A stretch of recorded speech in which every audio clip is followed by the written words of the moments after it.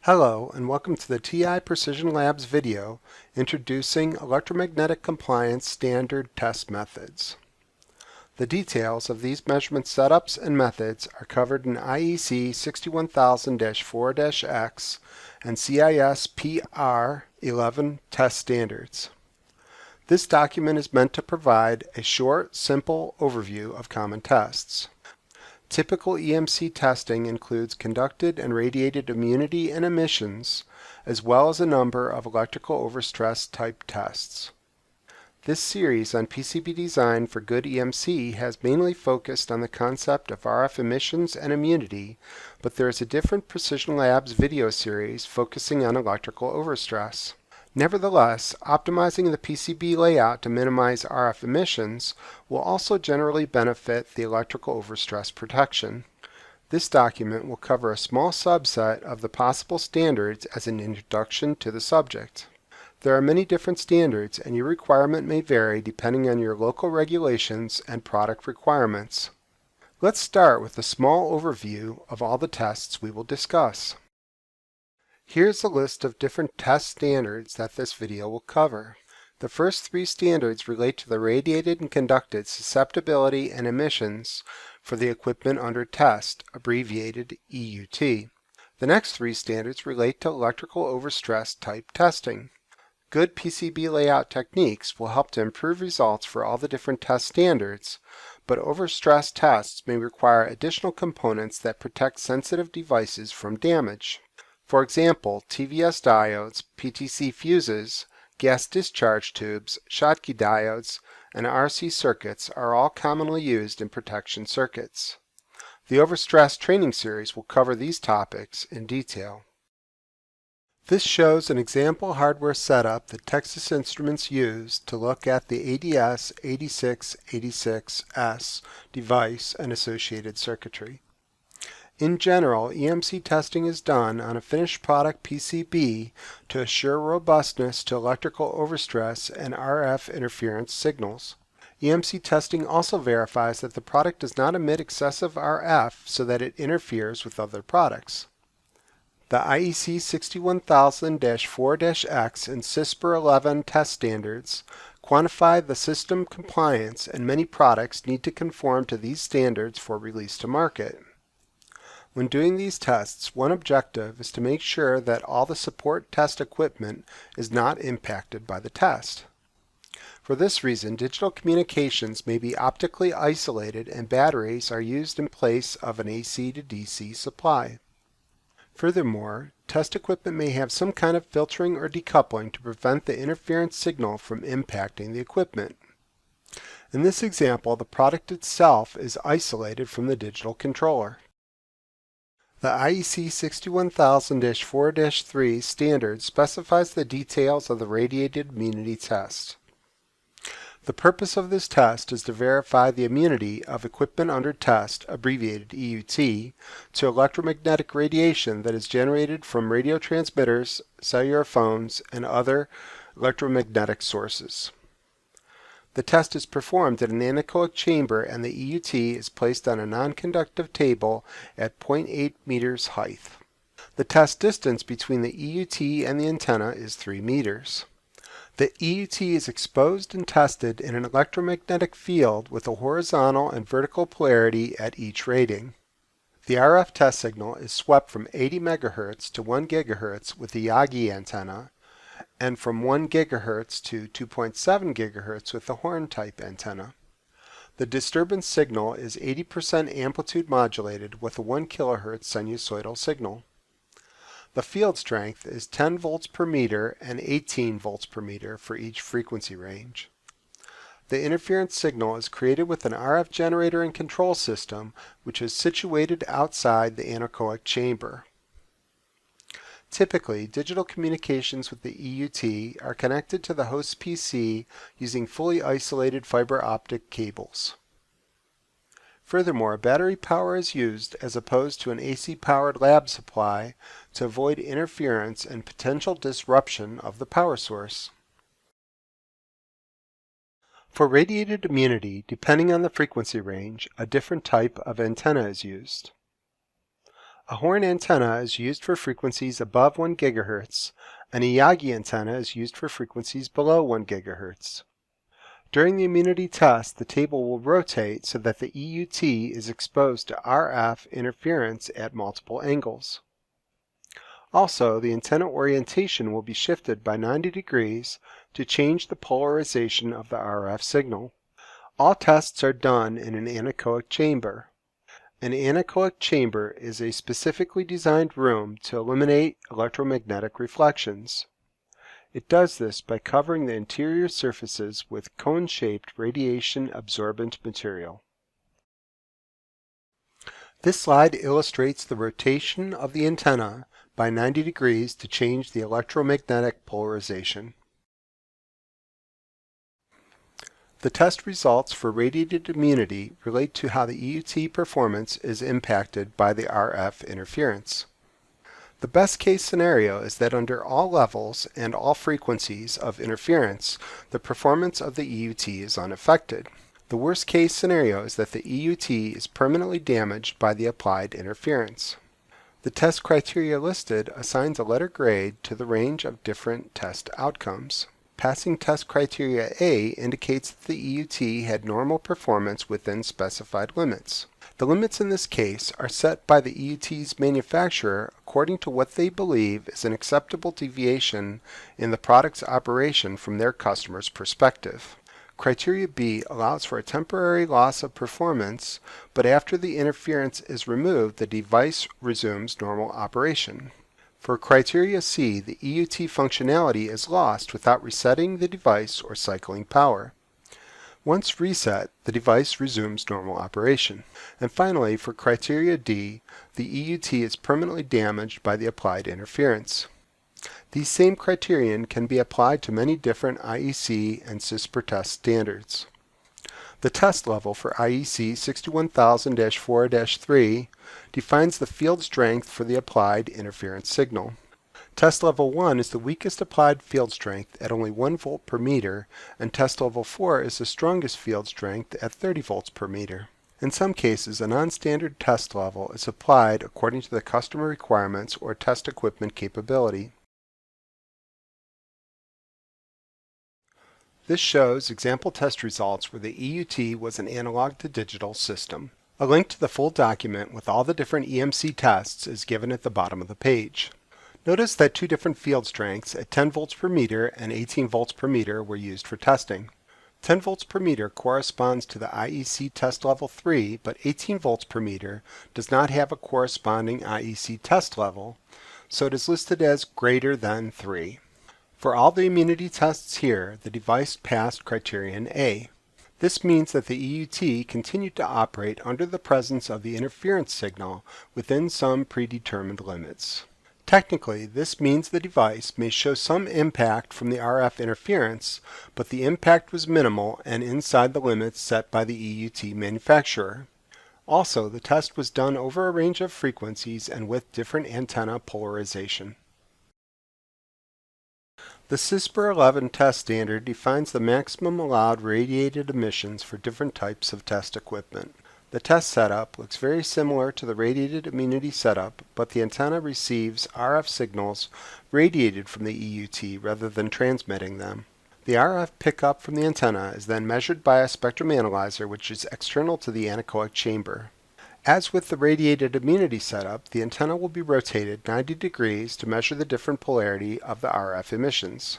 Furthermore, the table will be rotated to check if RF emissions are stronger in different physical orientations. This slide shows the test chamber used for radiated emissions testing. Generally, the same chamber and antenna are used for this test as was used for the radiated immunity test. The difference is the antenna is connected to a spectrum analyzer here as opposed to a signal generator that was used in the immunity test. Again, the product is placed on a non-conductive rotating table at a defined distance from the antenna. This slide shows the maximum RF emissions defined by CISPR 11. Class B is used for residential buildings and Class A is for all other types of uses. Residential requirements are more restrictive. The example covered in this presentation will use the Class A limits as it is a type of test equipment and is not used in residential environments. Notice that there are two sets of limits depending on how close the measurement antenna is to the EUT. Also notice that the limit is less restrictive at higher frequencies. The objective of the emissions test is to make sure that all emissions stay below the specified limit. This slide shows the measured radiated emissions for our example system. In these two example measurements, the antenna polarization was adjusted and the clock rate was adjusted. Both examples pass here, but the margin for the 50 MHz clock is fairly low. To thoroughly test a product, it may be important to test the product in many different modes of operation and to physically orient the product differently. For test results that don't pass compliance or have very low margin, it may be necessary to do a new PCB revision and apply the principles discussed in other videos in this series.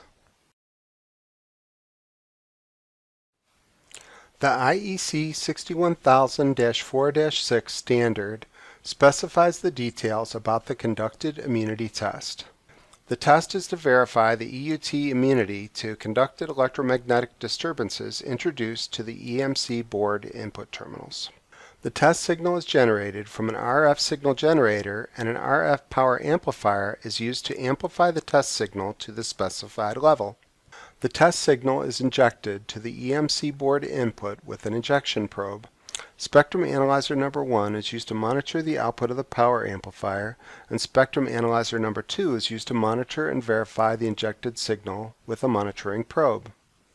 The frequency is swept from 150 kHz to 80 MHz with a disturbance signal of 80% amplitude that is modulated with 1 kHz sinusoidal signal. The two field strength levels applied are 3 volts per meter and 10 volts per meter. This slide shows the conducted immunity test setup and the test results for our example test. For the test results, note that the field strength applied is the standard field strength corresponding to levels 2 and 3 according to IEC 61000-4-6. The test criterion is also defined by the IEC specification as discussed previously. Passing criterion A indicates that normal operation within specified limits was observed when the conducted immunity signal was applied. Notice in this example that the system passed criterion A for both levels. The picture shows the different elements involved in the physical setup. Note that ferrite beads are used on the power supply and USB cable to minimize the impact the EMC test signal has on the computer and power supply. Again, one of the goals of EMC testing is to test only the EUT and to attempt to minimize the impact of the EMC signals on test equipment.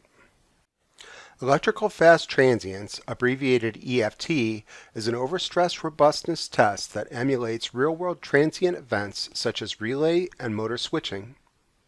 These transients are often introduced on AC power lines, but can couple into sensitive signal connections if they run near switching sources. The EFT signal is coupled into the input lines capacitively. The IEC 61000-4-4 standard specifies the details about the EFT in terms of test signals and the requirements. The EFT signal is a series of rapid high voltage test pulses ranging from 250 volts to 2 kilovolts. The pulses are sent in groups of 75 fast pulses that are repeated every 300 milliseconds. The total test time for each test is approximately 1 minute. Note that a special EFT signal generator is used to create the rapid high voltage pulses. Passing EFT and other overstress type tests normally involves adding overstress protection devices at the input and output connections of the EUT. The ADC Precision Lab series on electrical overstress covers these kinds of protections in detail. Common circuits include the usage of TVS diodes, Schottky diodes, PTC fuses, gas discharge tubes, and simple RC circuits. Tight layout methods near the PC board entry helps to minimize parasitic inductance and improves the effectiveness of these circuits. It is not unusual to cause permanent damage to the EUT during the EFT tests, so it's a good idea to bring multiple copies of the EUT when doing a series of EMC tests. This slide shows a closer look at the EFT signal. For both signals shown, the pulse groups are repeated every 300 milliseconds. The top EFT signal has a 5 kHz pulse frequency for a pulse group length of 15 milliseconds. The bottom signal has a 100 kHz pulse frequency for a pulse group length of 0.75 milliseconds. The actual shape and width of the EFT pulse is shown at the bottom of the page.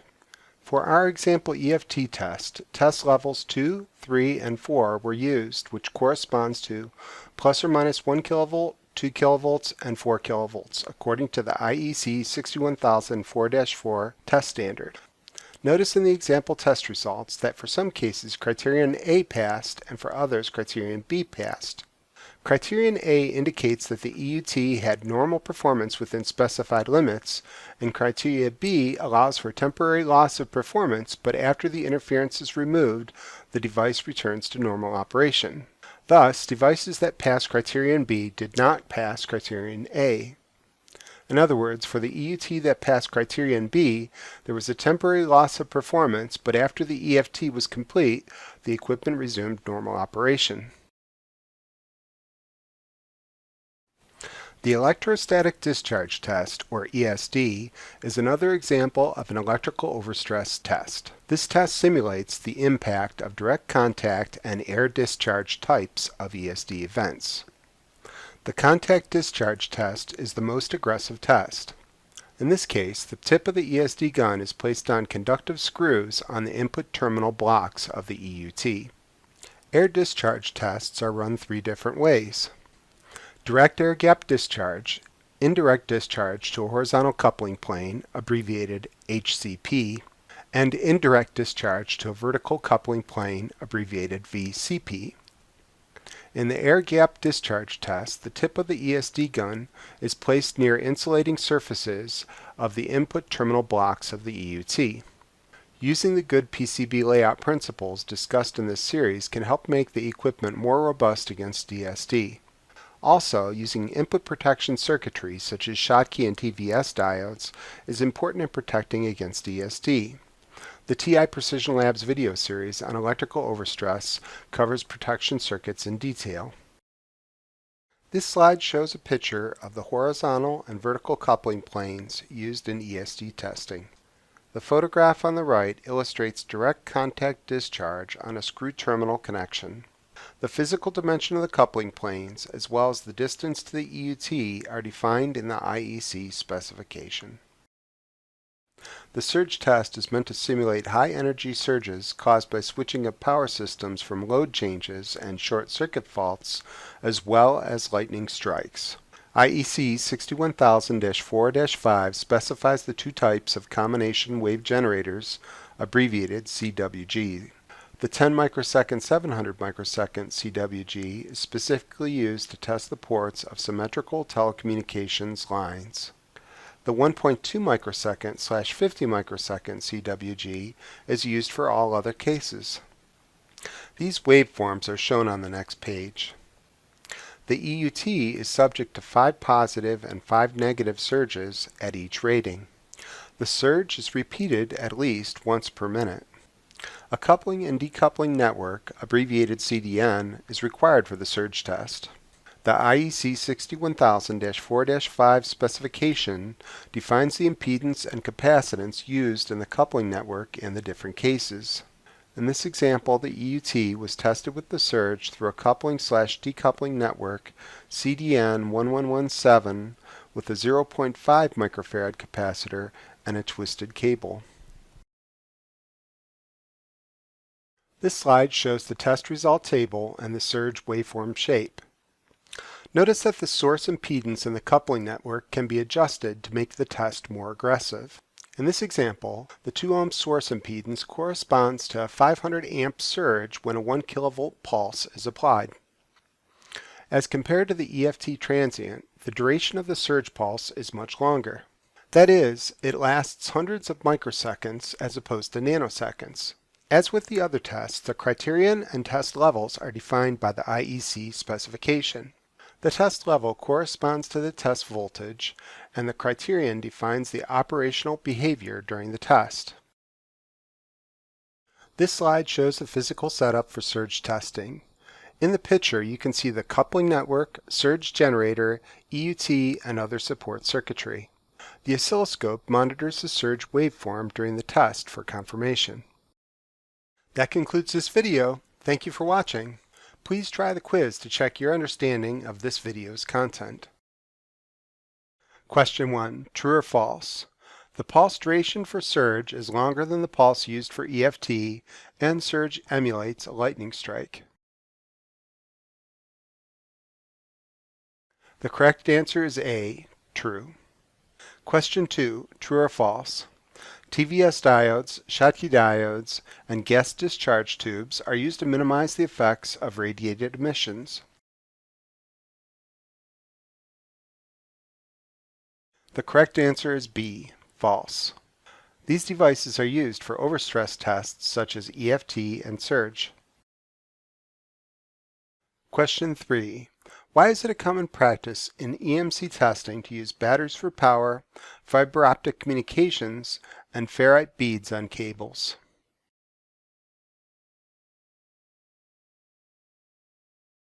The correct answer is B. This helps protect the test equipment from damage and performance impact. One common objective in EMC testing is to make sure that the overstress and interference signals do not damage or impact the performance of the support and measurement circuitry. Question 4. True or false?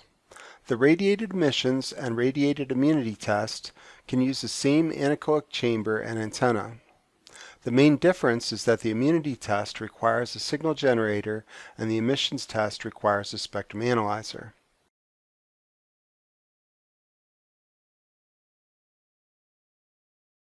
The correct answer is A, true.